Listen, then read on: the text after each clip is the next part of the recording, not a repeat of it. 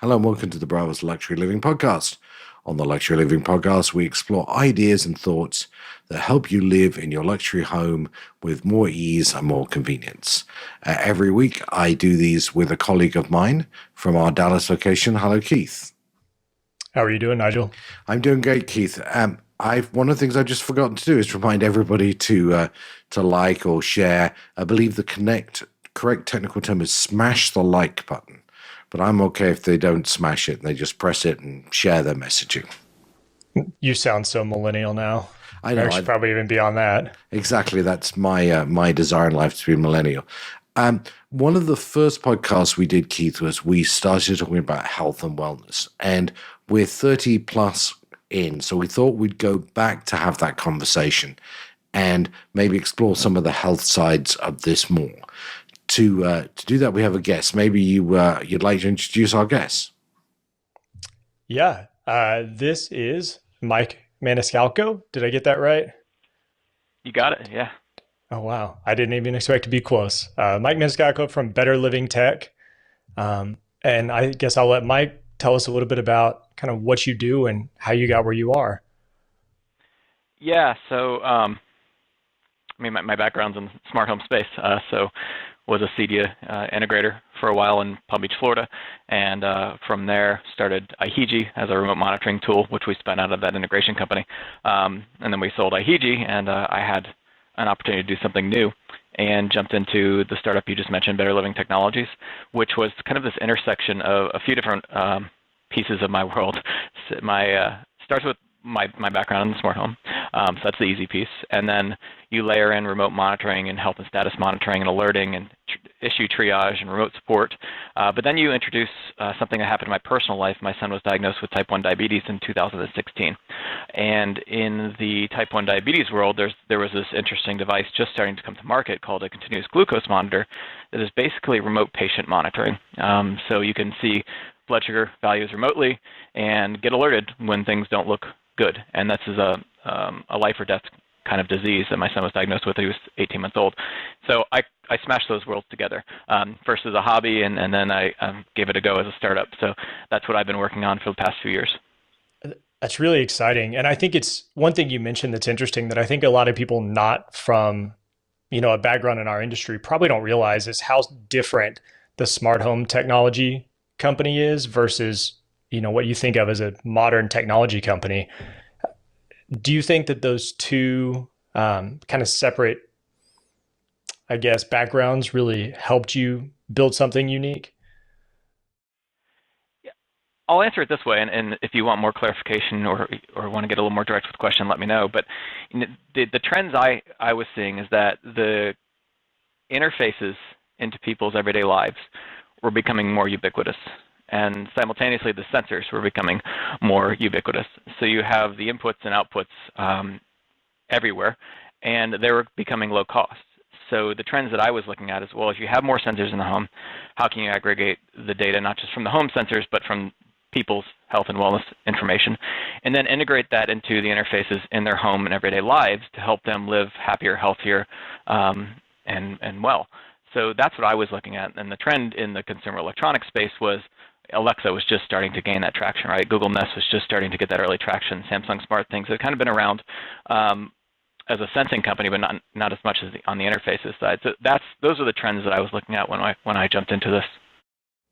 Does that answer your question? Yeah, I think so. Well, one, it was a really poorly worded question anyways, so the fact you got anything out of it is impressive. But I guess the thing that stands out to me is people hear what we do and think that we are like these big tech companies that just invent products and just fire out new things. But smart home is actually a little bit slow moving in the sense that we're building systems that are designed to be kind of thought through beginning to end. And there's not a lot of room for just kind of throwing new things like new sensors into the sandbox and seeing how they work. But at the same time, I think we probably are moving that direction as we see those ubiquitous systems kind of become more popular, and we're trying to now figure out how to integrate them with these fully fleshed out smart homes. And I guess that's where you see the opportunity to kind of combine the two things.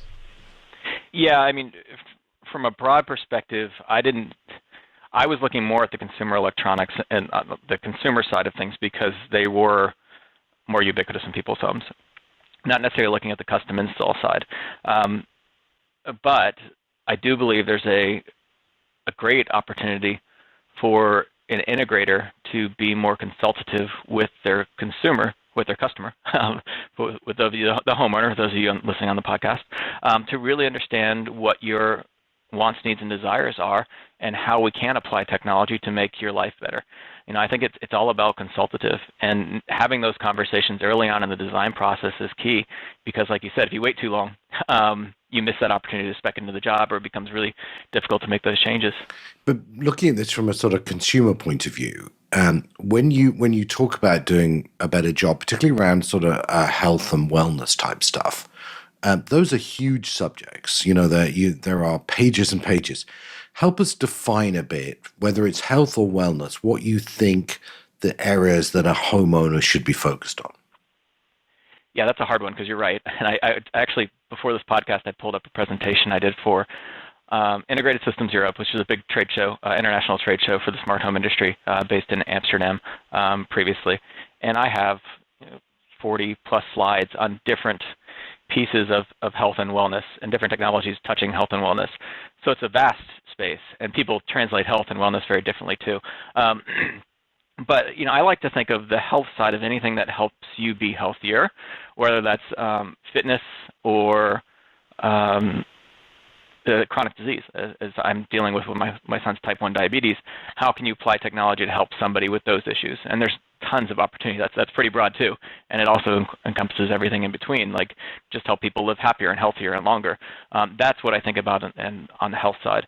But then you've got this wellness category, which is more about how do I feel better in my spaces. And it may have an impact on my health, because it may help you be more relaxed in your home, which clearly is going to help lower your stress levels, which helps your body. So when I think about the wellness world, I think more about things like indoor air quality. There's a lot of overlap into health there.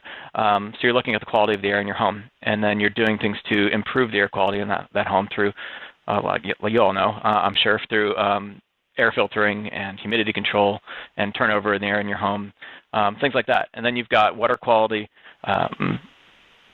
temperature, comfort, just general comfort. And then you even layer in things like dedicated spaces. So this could be a meditation room, it could be a spa, but think about different technologies you can layer in there, where technology isn't the center of it, but it can certainly be layered into it. So that's a good list, but let's try and zoom in a bit.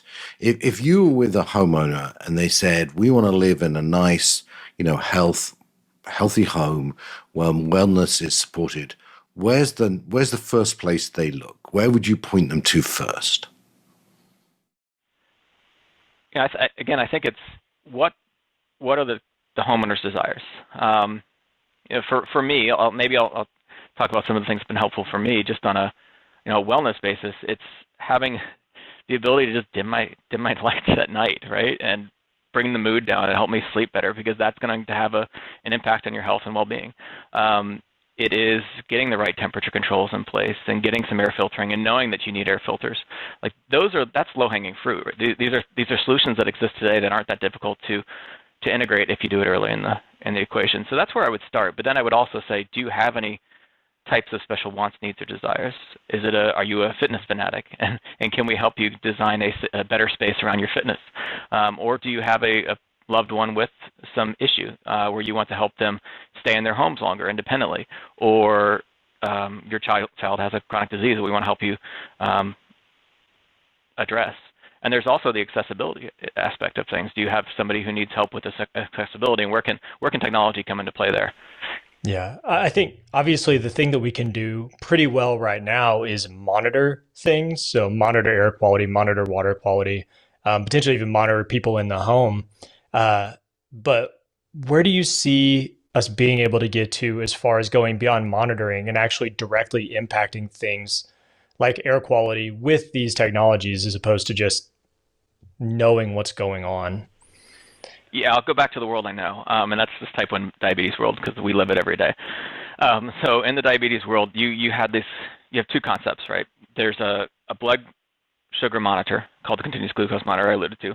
That's showing you what your blood sugar is in the moment, right?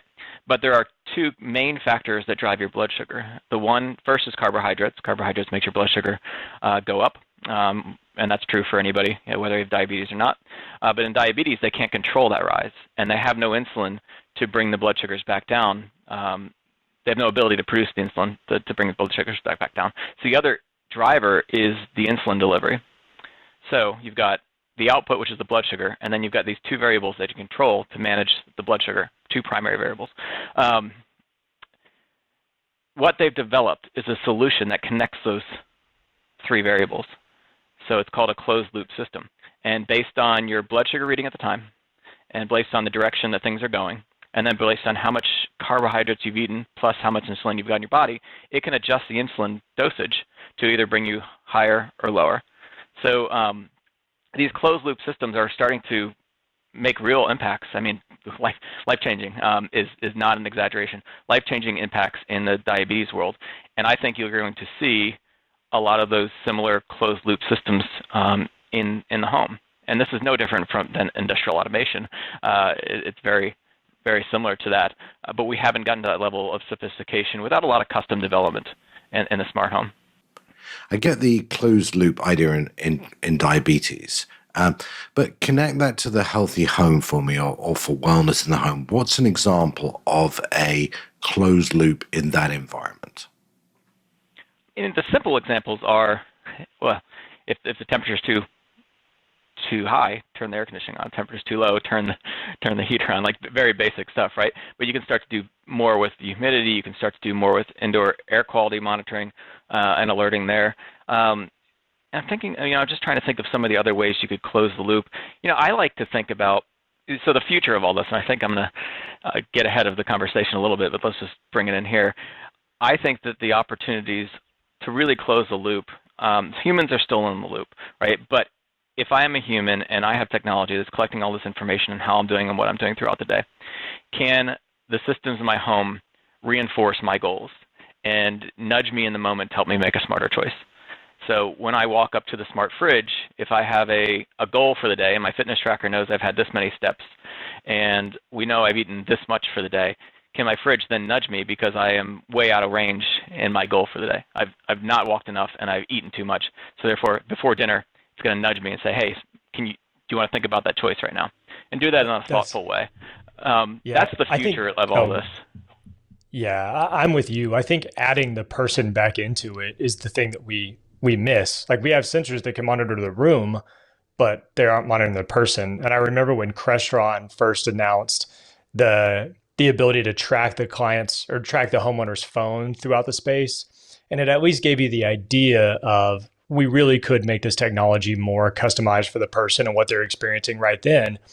But to take it a step further, if our phones are gathering a ton of data or our wearables are gathering a ton of data, once we can pump that back into the system in a really intelligent way, that is kind of the next major milestone. And your example of what you were eating is such a great example. But you mentioned dimming the lights at night. What if your sleep tracker knows that you need sleep and just starts dimming your lights a little bit earlier in the evening just to give you those subtle clues and those little nudges? I think that is a really powerful idea, and something that I look forward to being able to incorporate. And I guess my question is, I wonder what technology somebody could start to learn to live with now that are going to be those things that will be a part of that nudge down the road. For example, like I just mentioned, lighting control. Anything else you see in the home that could start to become a part of this future of these closed loops? Yeah, before I answer your question, I want to take a detour. Going back to some of your points a minute ago, and you're right, I think sleep is a big one. Like, how can you help people? Can you adjust the temperature in the room actively based on heart rate variability, breath rate, respiratory rate? There are companies playing in those spaces with some of these smart mattresses, but those have to be integrated to the HVAC system. So there's that closed loop piece is missing. So I think that's a really great example. And once I've had my sleep, how do I wake myself up naturally? or most naturally. And you can do that with a combination of light, sound, right, temperature. Start raising the temperature slightly to get your body ready to wake up when you've had enough good quality sleep. So measuring the quality of that. So I think there's a ton in that space. Sleep is, I don't know, I've been geeking out on it a little bit lately. No, I think you're but I also right. want to point out. I was just going to say one other technology. point. So what I did with the diabetes monitor, the first thing I did is hooked it to my light in my bedroom to actually do the opposite, because the concept of they call it nocturnal hypoglycemia, and it's one of the scariest things for parents of children with diabetes, because if their blood sugars naturally go too low at night, there are cases where kids just don't wake up. So it's terrifying, and it doesn't happen a lot, but it happens enough that you don't want to take that risk. The first thing I did was hook blood sugar data from his glucose monitor to my lights, turned on the lights in my bedroom at night to make sure I woke up. So I loved that you brought up that whole change the lights based on your Fitbit count. How did you make that connection work? That sounds like a complicated piece of programming. Today's world, you have modern APIs. I think that's the way to look at all of this. So here are the challenges. The challenges is all this information lives on different islands, right? So one company's got your blood sugar data, one company's got your insulin data, one company's got your step counts, another company's got your sleep information, and then you've got this whole world of HVAC control, so heating and air and lighting control, and a lot of those things plug and play together, and that really is the problem. So that was what I was doing, is the logic and the integrations to make all that happen through connected devices and cloud-based services.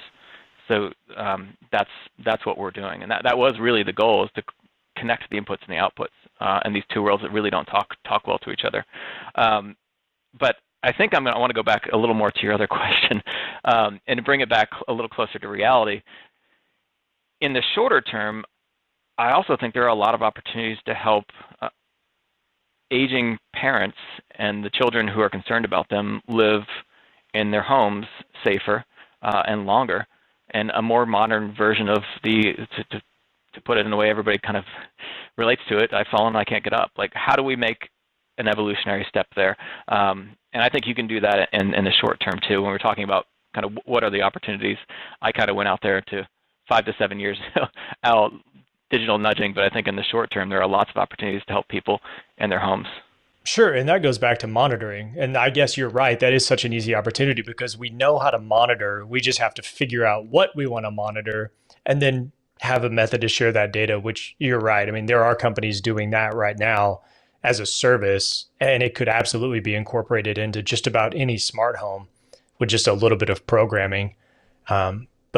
But I'm with you. I like the idea of where this could go, because we do kind of have this weird conundrum where do-it-yourself technology has in some ways caught up to what we've been doing as integrators, in that the individual technologies are really, really good. But when you start putting them all together, it becomes really clunky, because, as you said, they don't communicate, and they're cutting edge in the things they're doing, but they're not cutting edge in how they incorporate them into your actual daily life and make them useful pieces of it. And I imagine this reality where, I made a joke to you offline just about the Jetsons house, and how a lot of those things were just the space responding to you in a meaningful, logical way. And it does seem like that's the next step. And I guess you were talking about the interconnected technologies. That is something that there's a lot of companies working on now. Just because you've been digging into that, have you seen any meaningful progress? And that's starting to happen? In the smart home world, yes. You've got initiatives like Matter is it's a big joint effort between some of the big Googles and type companies of the world. So yes, you're seeing it more on interoperability in the smart home world, but in the healthcare world, no. And the healthcare world, you mentioned how the custom integration, like installed technology world, moves slowly. Healthcare moves slowly as well. So I think this is still the early stages of all this. I think what makes the healthcare world different, to even more difficult, is there's no money in it necessarily for the healthcare providers to integrate your home well for you. The money is bluntly speaking, it's when you go into one of their facilities is when they earn money. That's how it works. And so I think there'll be lots of people who listen to these, these podcasts that have family members who have either special needs or have requirements, and the technology probably has failed lots of them. So for someone in that situation, where would you tell them to start? How would you, what should they be looking for? Yeah, I mean, you're right. I think one of the challenging things with healthcare is the way that things are paid for. It makes it really challenging to understand who's paying for the service. But for the early adopters and for a certain segment of the market, you're more likely to pay out of pocket for the solutions. But the good news is a lot of this is coming down in cost, so it's more accessible than ever. And that's, I think, one of the most exciting things is how accessible some of these technologies are being, and things that are addressed at the early adopter markets or the upper echelons of the consumer market will eventually come down and impact everybody. And that's the good news there. But to answer your question, if you for advice, it's talk to the integrator. It's talk to that integrator, get their perspective on it.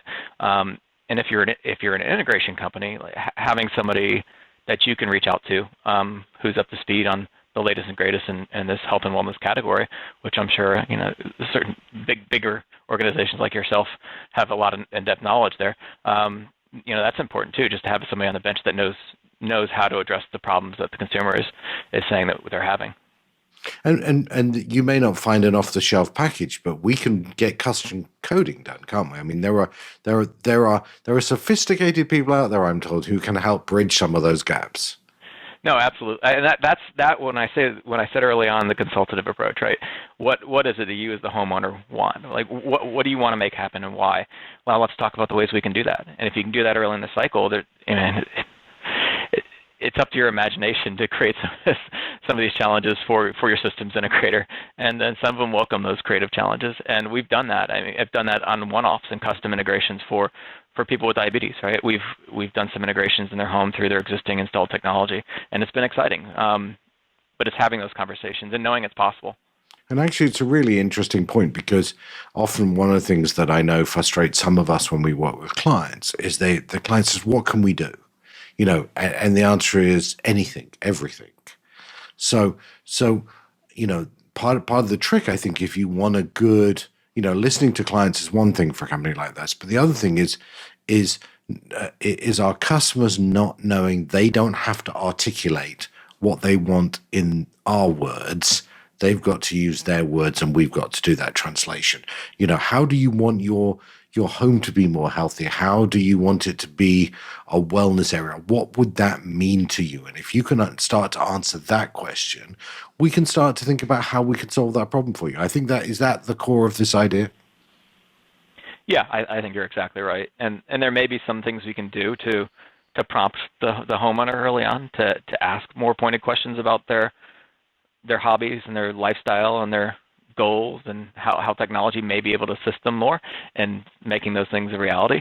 But I don't know that that's often even thought about. I mean, most of the time, if I'm putting myself in the homeowner's shoes, I'm coming to an integrator because I've had a system like this before, or my friends do, and that's my preconceived notion of what we can do.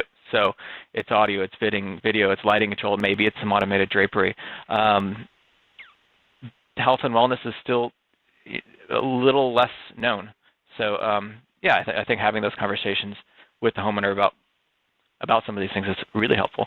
And it's most appropriate right now with the the health crisis that we're going through. Indoor air quality is very natural to talk about, and it's something a lot of people probably would have considered before all this if they known it's an option. And now knowing it's an option, and if it's getting you a little better peace of mind when you're in your home, it may be an easy decision for a lot of homeowners if they knew it existed.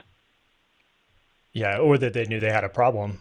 I mean, I think a lot of us just assume that our home is this safe refuge that is absolutely not going to harm us and is going to protect us from the outside world, but we've never tested to know it's true. And when we have, we typically find out that, like you said, the indoor air quality and the water quality is not what you would choose. Not to say you're absolutely breathing or drinking poison, but people would improve it if they were aware of it. And I think, similar to your type 1 diabetes stuff, that awareness is the first step. everything else we can do after that, you know, it may be a little further down the road, but it is still exciting to think about. Yeah, you're right. And I like that example of indoor air quality because until a few years ago, the sensors to make that happen just weren't cost effective, right? You couldn't realistically justify putting that in somebody's home at scale. But I have a few friends who actually tried a startup to do that, a low-cost indoor air quality monitor that was on par with the ones that were thousands of dollars. And the technology is there to make that happen. There just needs to be a market and demand for startups like that to come to life, because for people with asthma, for people with severe allergies, for people in humid climates like here in Florida, where mold is the problem, for people in California where they're having these fires and all the smoke that they're trying to battle, monitoring the indoor air quality and knowing that you need better filtration or better turnover or better humidity control, or you catch the problem before it becomes a major issue, like those are all, there's an ROI and not just a health one there. Now, so I have one of these Yoo-hoo things, if I can add. Is that the sort of thing you were talking about that you can put in your home to measure some of those differences? Yeah, so the sensors, I'm not familiar with that particular one, but the sensors will monitor temperature, humidity. So just in some locations, it's going to be a little more humid. Those are the base starting points. But then they're measuring VOC gases, so looking for off gases. And I met a company recently who was doing that for schools, where they place a sensor in the school bathroom to monitor for kids vaping. So those are the types of things you could detect, which is an interesting use case. So you've got VOC gas sensors, and then you've got particulate matter, and that's really measuring the particles in the air, because that's the things like the dust and telling you when you need to change your AC filter. And those are the filters that also I think we'll start to talk about when you think about virus filtering. So yeah, those are the things that you'd be monitoring with those devices. Yeah, it's interesting because we don't think of going out and getting a standalone sensor for that. But if you had to pay $25 more for a Nest thermostat that also had all of this health data in there, or the ability to measure the environment, you would probably do it if someone marketed it in a way and made it accessible and obvious that opportunity was there. Yeah, I like there's some companies doing that in the hospitality space. So I don't know if many of you have traveled. I'm sure many of you have traveled since the pandemic has hit at this point. But the first time you stay in a hotel room is it feels a little different, right? You're stepping out of your comfort zone of isolating yourself with your friends and family, and you're going in a hotel room, not sure how well it's been cleaned and things like that. So that whole concept of the kind of well-being building standards and having these rooms that are certified, air quality monitored, and cleaned in certain ways, that says a lot to me. And I think that's where consumers are starting to see some of this when they go some of the major hotel chains and they say, we can upgrade you to a well-certified room if you'd like to. So I think you're seeing some consumer awareness being driven there, or you will be sooner than later. I can always tell whether it's the first time on the plane for somebody since COVID, because they have that fear in their eyes and they look around. There's so many people suddenly around. Sorry, you were going to ask, you were going to say something, Keith. Yeah. Well, when you said the first thing it made me think of was just the ability to control lighting, like with Ketra, one of the things we are actively using now and having a lot of success with. I'm just curious, because you've dove in this rabbit hole a little bit already. Are there any things with RGBW lighting, Ketra, that kind of thing, that you think are things we could start doing now just with some thoughtful programming to make somebody's life better in their home? I'll go back to the same thing, and it's that consultative type example. Because for somebody who lives in a tropical climate year round where there's not a lot of lighting issues, like you've got good sunlight all day, all night, and good night, good daylight, good sunlight. It's a nice rhythm. If you've got a customer building a home in Alaska, there isn't that rhythm of good sunlight and repeated good daylight, right? When they have long days and long nights. So using something like a Ketra lighting system to simulate the circadian rhythm could have a huge impact on well-being and how they feel. So that's one example. But again, I'll use the other as sleep. If you can understand what spaces they're in and start to adjust those lighting scenes for sleep to make it warmer at night. And if you can use that for waking up in the morning and bring the lights up, I think sleep can have such an impact on people's quality of life and health that's an easy place to start. I know one of the places that sleep affects me is sound. And I think it's maybe one of the sort of health and wellness areas that people don't focus on. Either too much sound, too little sound. How do you see sound fitting into this? Yeah, one of those categories is certainly soundscapes. It's one that I'm least versed in. But, in my world, having the ability to integrate the blood sugar data into an Alexa to alarm, or a Sonos, which we've done a proof of concept around, to alarm, because people wake up to different things. Some people are heavier sleepers, especially teenagers.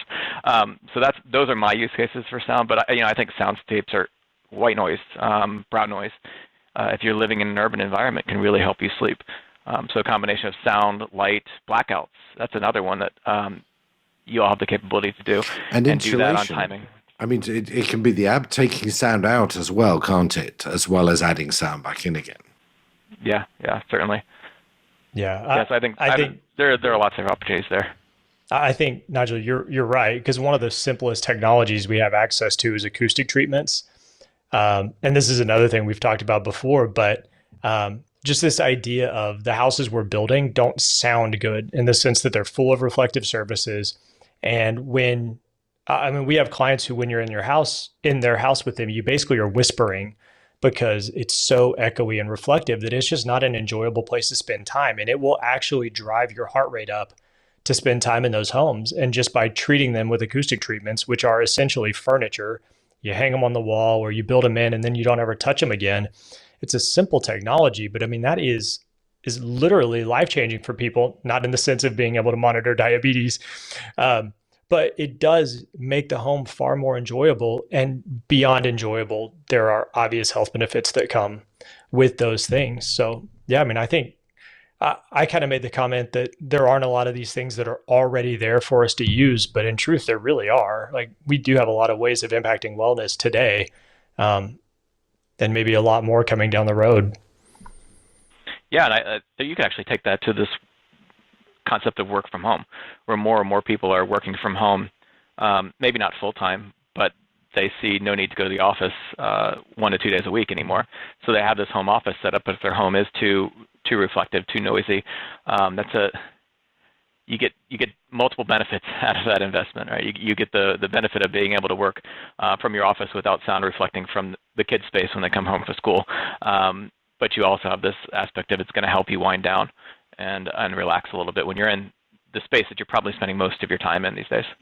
Yeah, that's a really good point. In fact, in my personal office, I have acoustic panels on one wall because it was not a fun place to spend time. I found myself leaving my office to take phone calls, which is ridiculous. That's what I should be doing there.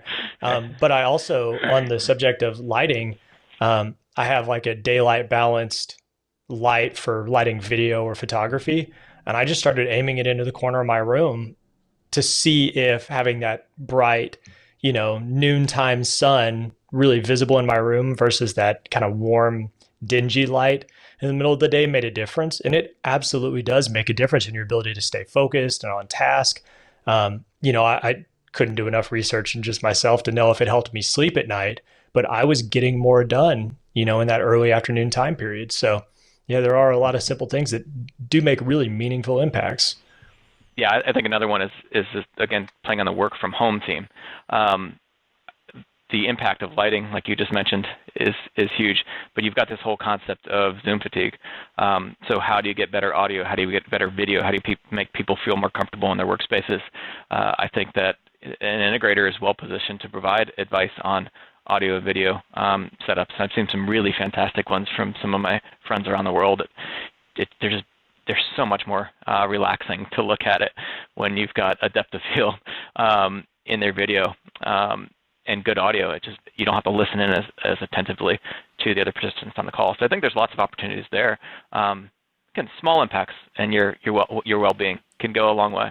I mean, one of the other impacts I know, particularly for my wife, is the absence of clutter. So, while it might seem strange, some people are blind to messy cables and clutter, but other people, it's a very stressful thing. And hiding devices, hiding cables, hiding the technology is also well to bring a certain amount of serenity to some people in their environment. Well, I think you can take that even further. I love that because design is a big aspect of feeling well, feeling comfortable in your home. So decluttering, not having technology visible when it doesn't need to be visible is something that integrators have been doing for their high-end clients forever, with hidden TVs and hidden projectors and hidden speakers and just making things blend into the environment. We just didn't know we could do that. That's people's lives at the time. Yeah, that's doable. That's the good news. But the whole concept of this word is somewhat controversial because some people hate it, some people love it. But the term is biophilia. So bringing the outdoors in, bringing the sense of nature into the building. A lot of that is soundscapes, it's lighting, it's climate, it's design. A lot of it is design. More greenery, more plants indoors. And I also think the reverse of that is absolutely true. Sometimes you just need to disconnect from technology, and if you need to get up and take your phone calls outside of your office, take a walk around the block, that's a good thing. Giving people ways to disconnect. So I want to make everybody aware that I don't think technology is the one solution here. It's also spending some time to get outside of the home. Not all of this applies only to people who are building new homes. I mean, much of what we've talked about in the last half an hour, it seems to me is as applicable to somebody updating or renovating or just doing touches to the house. It's not just new homes, is it? No. I mean, the beauty of all this is the devices are becoming a lot less expensive and they have more function. So to add on something later, it's not as big of an ask. So to retrofit some of this stuff is not a big deal. In fact, for most of the patients we've done the diabetes integration, it has not been for all of them, it has not been a new thing. We're just taking some technology that exists and replacing or augmenting it. So it definitely doesn't have to be a new build. Yeah, I love the idea of these, as you've said, kind of ubiquitous technologies coming along and allowing us to take advantage of the things we are installing, like motorized shades in a home. Like, I love the idea of having, when it's time to wake up and my sensor tells me that I've had enough sleep, my lamps come on, and start slowly brighten throughout, 10, 15 minutes, whatever it is. And then after that, the shades open and really allow more light in. And I love the idea of taking these things that we're doing that we already know are really high value, but can be high cost. And then, implementing these kind of smaller point solutions to make this overall technology so much more valuable to people. And I think we've been doing it for a long time in the sense that the technologies are great by themselves, but when you program them well, you get something that's more than the sum of its parts. And this just feels like taking that to the nth degree. Yeah, and you didn't have the sensors before, and you didn't have the smart devices before that could do this cost effectively. So the concept of these smart mattresses that can adjust your heating or cooling of your mattress automatically based on your sleep patterns, none of this existed. The ability to say you actually slept better because you made this change through a wearable didn't exist 5-10 years ago. So a lot of this was, I don't want to call it, it had this sense of voodoo, let's put it that way, right? Okay, you're telling me if I lower the temperature and I make it, the lights go down at night and I do this, that, and the other thing, it's going to make me sleep better. Okay, but prove it. And now you have the ability, and you have science is actually backing a lot of these solutions. I think that's one of the other more exciting pieces of this is you're starting to see how that can have a true impact on people's health and quality of life. I think there's so many things, we are at the start of this revolution, really not anywhere into it. And I think be it light, be it sound, be it whatever it is, be it the materials we use, we really are just starting to explore this. And I think this is a conversation that's going to go on for a long time. But our podcast spot is nearly drawing close. And Mike, before we go, we always torture some of our favorite guests with some questions that we ask everybody, just for the fun of it. So we thought we'd ask you our 3 favorite questions that we ask people. The first one is there a piece of home technology that you have in your home? And maybe you've already answered this and the answer is a bit more serious for you. But is there a piece of home technology you have in your home that you really think you couldn't live without? Yeah, I mean, the easy answer is the ability to monitor his blood sugar continuously. And I know that's not necessarily a a home technology. It's an everything technology, and it's more of a healthcare medical device. Like that would be my first, and beyond that is a pharmaceutical that keeps him alive. It's insulin. Before that, there was no ability. So those two things I can't I can't not mention. But then I'm a technologist at heart, so you can't take my internet away. So that also may be an easy answer, but that's my story. Actually, you're the first person to mention another dad who done this, the internet. Of course, without that, not much of this happens. The second thing we all think of it as a utility now. Exactly. Yeah, so, yeah. Mike, you've had a long and very prosperous and great career. Is there one job, and maybe we're going to go back to the same thing again, but is there one job you've done in your time when you look back and you think that really was an amazing experience, or that was something that you're really proud of? Yeah, I mean, I'm certainly proud, and this is of what we're doing with Better Living, and I've got a long way to go with it. So I can't say I can't claim that one yet. But I look back to the work we did at IHEG, which was a remote monitoring and management software. The fact that we really introduced a product like that to the industry, we made it a standard for remote monitoring of the systems in the home, a standard. We helped integrators figure out better ways to deliver service to their customers. We championed and we pioneered that for years. We were early to the party with that one, and you may say I'm a little early to the party with the wellness one as well. But I'm really proud of what we accomplished. I mean, that product is now in the CEDIA Hall of Fame, which is a good feeling. As it should be. I mean, that has revolutionized the way we take care of our clients. And I think when it first started, we were putting it on the highest end jobs, the most complicated jobs. And now I can't imagine installing a theater without being able to monitor it remotely. And by the way, I think a consumer who is having an integrator do work in the house shouldn't let them out of the building until they've worked out how to use technology like that. So the last question maybe is a bit more futuristic, is as you think about the future and a piece of technology that hasn't yet been invented, is there something you look at and you go, I wish somebody had cracked that problem? I don't want to recycle an answer. But I'll play on another answer earlier. This concept of digital nudging, because we've got so many inputs on how and what people are doing, both in their homes and their bodies, right? These new sensors that are able to monitor things like blood sugar.